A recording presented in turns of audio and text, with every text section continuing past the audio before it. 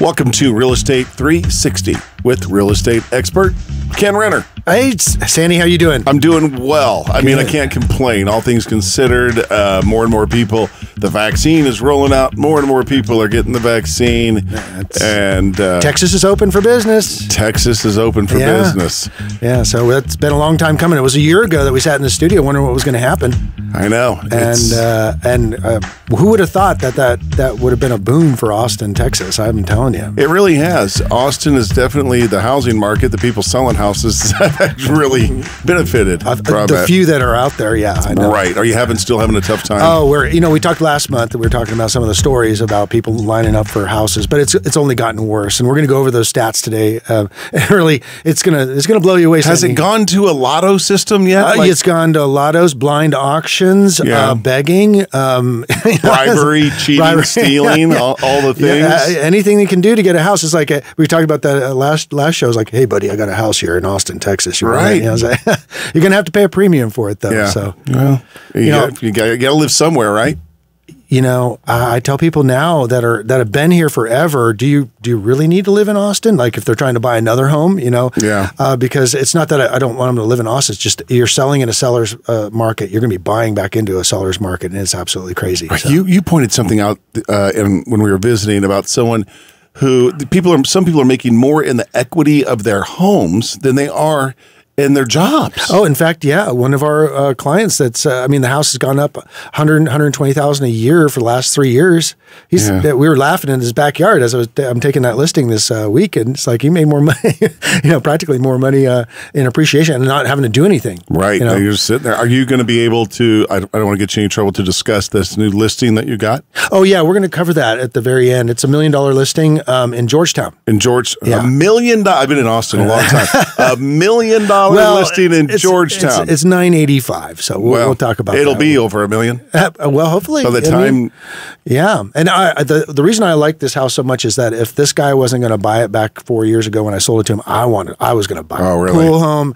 Yeah. My wife loves pools, an acre lot, 3,500 square foot, Tuscan style, all the stuff she wants. Yeah, and please don't get me wrong. Georgetown's a wonderful community, but 30 years ago, there were no $1 million homes in Georgetown. They actually posted the highest value sale in residential. It was about, I think, 6 or 7 million recently, overlooking Lake Georgetown. Did you see the one that just sold in Austin for $39 million? Oh yeah, and there was people willing to offer more by 2 or 3% more on top of that. Really? On top of that, like walk away from it, I'll give you another couple $1 million. Yeah. And they just decided to not take them out. That was the guy who bought it. The guy who bought it had been getting offers multi-million dollars more than that. Wow. Yeah. Joe Rogan bought a $12 million house, right? Joe can afford it. Yeah. You're telling me how he. What part of town did he buy in? I don't even know, but he had a nice part. I'm sure. Yeah, a really nice part. I'm sure. Yeah. So, they had an interview about a week ago with Elon Musk. Yeah. He's the big guy, the richest man in the world now. Guy's pretty darn smart, the most valuable car company in the world. And right now we're at the epicenter of that. Yeah. But, when Elon speaks, people listen. And he said that Austin was going to be the biggest boomtown that the U.S. has seen in 50 years. As soon as he said that, all my investors are ringing my phone off the hook. Oh my gosh, buy. We talked about that. I'm like going, guys, there's not a whole lot to buy out here. And we're going to go over those numbers. Yeah, talk about a guy that can really move markets. He did it with cryptocurrency. He's doing it with Austin now. Just by a tweet, a simple tweet. A smart guy who's going to be on we're going to be on Mars within 3 years. He says. What he says comes true. He's got the internet satellites going around circling the globe. Guy's a genius. Got to listen to what he has to say. The best thing he's good at is raising money. Oh, he can raise some money. That's for sure. It's funny what he said in his podcast with Rogan, on a tweet, said, we just found out that you're the richest man in the world. He says, oh, that's interesting. Now back to work. Yeah, I like that. I like that. Yeah, great. Yeah, keep moving. So let's get to it. He's a disruptor, man. He's a disruptor. I like disruptors, and Austin's definitely a disruptor compared to the rest of the United States. So we're going to talk about this. The housing shortage is not even just a housing shortage here in Austin; it's a housing crisis. Mm-hmm. It's compounded by nowhere to buy. We were just talking about it earlier. If you're going to sell a house right now in Austin, you want to buy into Austin, you're going extreme seller's market, but then you're going back into extreme buyer's market, extreme seller's market. So that's compounding the situation that there's nowhere to people to move to if they want to stay in it. So in all price points, and these numbers are going to blow you away. I remember I talked about last month in the podcast. I said, wait till the January numbers come out. Right. So we're in the first part of March here. We're about a month behind on our stats from the Austin Board of Realtors. But I do want to say before we get into that, the appreciation rate being over 20% in Travis County. I want to thank you guys, my clients that took action over the last couple of years and bought properties for me. I know there were a lot of people that stood on the sidelines, but I want to thank you guys because you took the action and now you're benefiting and being blessed by it. So Austin's done well for you, and you had faith in what I was doing. So I appreciate your business and your referrals. Hey, people believe in Ken. I'm serious. They do. They trust you, and you make them money. Well, I've been doing it a long time, and integrity is that's my highest value, right? When it comes to business. That's all you got sometimes. All you got. Your word and your integrity, and which are kind of the same. Yeah. So been doing it a long time. So anyways, let's look at these numbers. These are incredible. January 2021, Travis County up 22%. Wow. 22% from last year. So we're talking about if you had a $500,000 house, it's now worth $620,000. That's insane. I mean, think about that. It's going up at almost 2% per month. Yeah. So I just rented my house out. That's worth about $600 because I moved to my new house in Santa Rita, and I'm looking at we're break even on the rent, but it's going up at the pace of 2% per month, that's $10,000 a month. Yeah. I'm making money in my sleep. That's a beautiful thing. Yeah. So up 22.5 months supply of houses in Travis County. And that's less than a half a month. Oh my gosh, we are in a crisis here. So the next one is we got to go back to Austin Round Rock here. Austin Round Rock, up 19%. That's from last year, and 0.4 months supply of houses. Inventory active listings down 73% from last year. Down 73%. Right.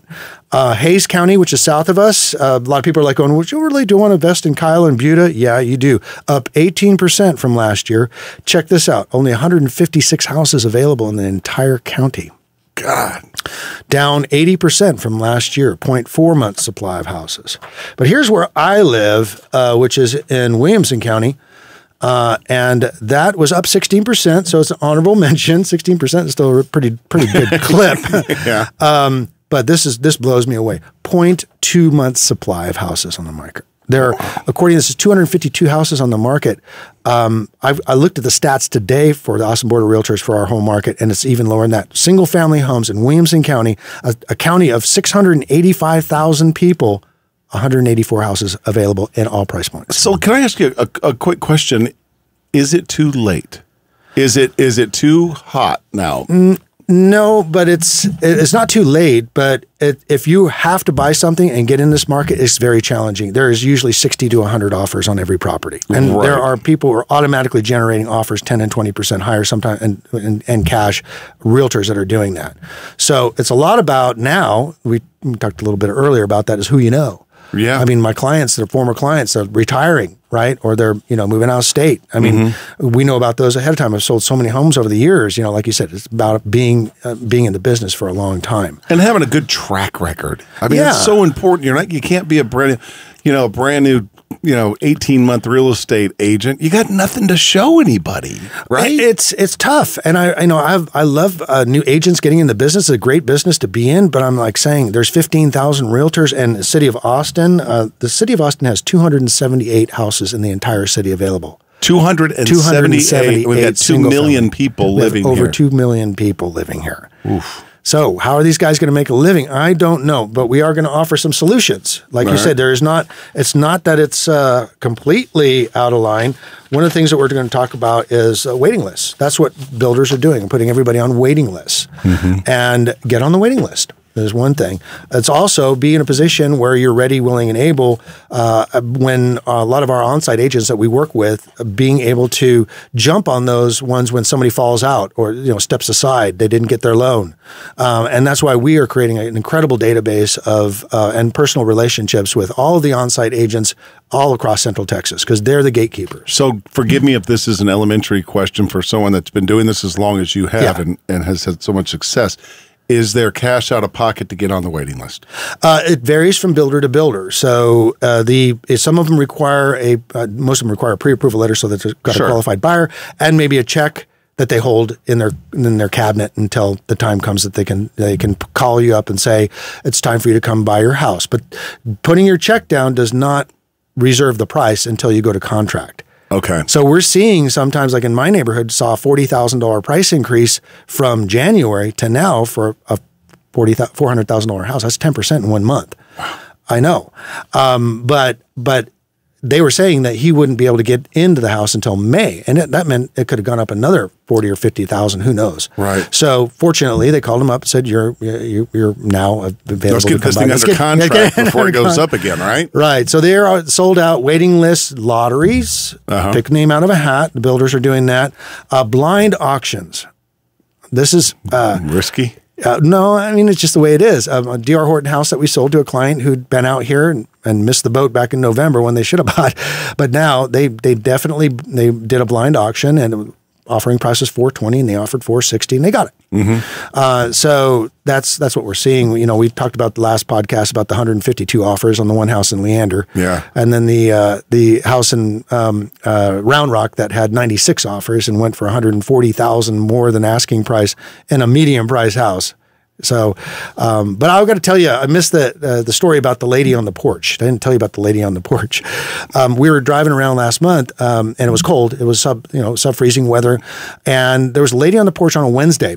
And I called the on-site agent who was in. I said, "Is this your maids or your housekeepers coming in? She's sitting on the porch. I'm wondering what's going on." He goes, "It's a Wednesday." It was like, and midday, and he goes, "No, that's somebody waiting in line. She wants to be first in line to be able to get a house in this community."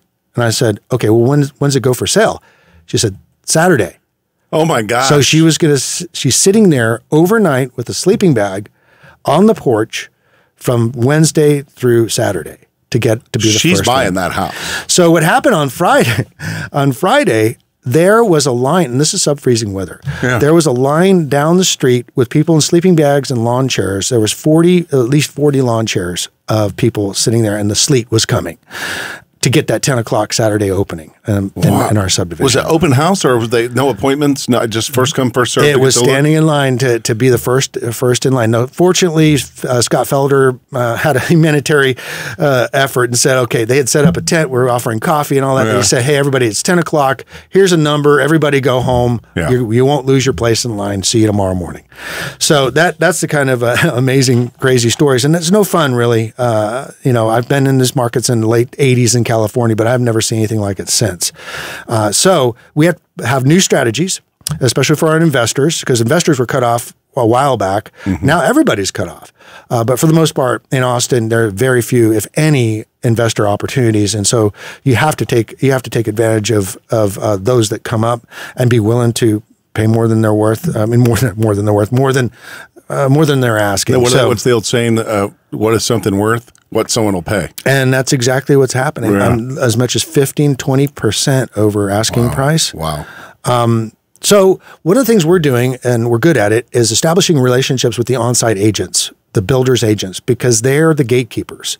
They're the ones that control the inventory as it comes through. Obviously, management makes all the decisions on sale prices and things like that. But there's often, just got one last month where the on-site agent knew he had cash buyers, said, hey, this one fell out of escrow. Do you have a client? I said, of course I do. And she goes, that's why I called you. Mm-hmm. But she goes, I have about a dozen more realtors I could have called, but she called me because I helped her by selling a bunch of houses in her neighborhood.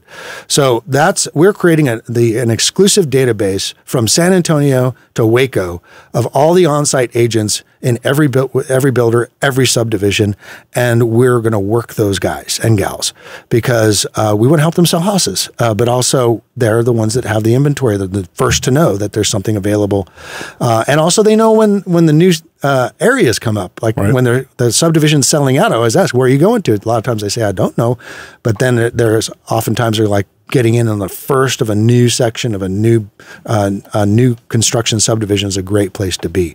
So we're definitely building those relationships. We're also doing some cool things for them, which is if someone has a house to sell, we will purchase that house and let the owner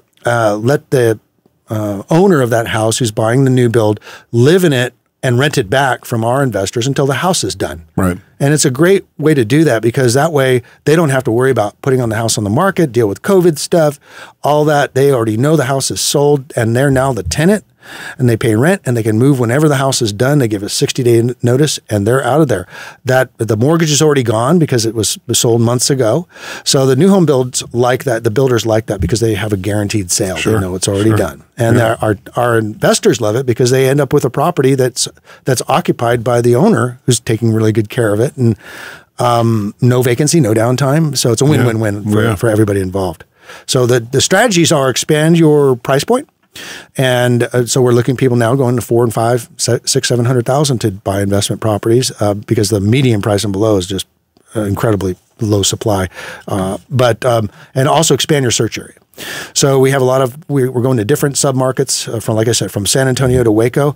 And I'm putting together marketing pieces of some really key, awesome little places that I think are amazing value. And I'm not going to put it on the podcast because I don't want everybody and their brother to go rush out there and buy up our inventory. So you got to get a hold of me first. I made that mistake before being too generous with my information. But yeah, so call me, Kenn Renner, 512-423-5626. So this, it's little areas like Georgetown, which is already, everybody knows about Georgetown because Southern Living magazine ranked it as the nicest city in the South. A couple of years ago. That's good for, little things like that, those are big things for communities. That's huge. That's why I moved there, but that's where I got my $1 million listing and excited about that. It's a Tuscan style home. It's on 1 acre, a little bit over an acre, amazing living space. I got a gourmet kitchen, an over the top master bath. You guys look at these pictures. And master overlooks this incredible pool. And it's got an outdoor living area and a cabana with an outdoor living area that actually is like a pool house. Nice. Has a storage area and shower and a bathroom in there. Like I said, it's the house I would have bought if they didn't buy it. And like I said, it's over an acre. It's in one of the best cities in Texas. And I'm looking forward to getting that on the market. See what happens. How many offers are we going to get on this, Sandy? I don't know. A lot. A lot. Yeah, it's safe to say. And guess what? The gentleman works for a high-tech company and can work anywhere. And I'm really jealous of my client because he's moving to Destin, where he's buying a beautiful house on in a waterfront community right there on the beach in Florida. A friend of mine just bought down there, close to there, Seaside. Yeah, very close. Yeah. So nice. He's living in paradise and still working, and he's walking away with a windfall because he bought in Austin, Texas. Good for him. That's right. Hey, there's money to be made and money to be spent, apparently. There's more of it than we have housing. That's right.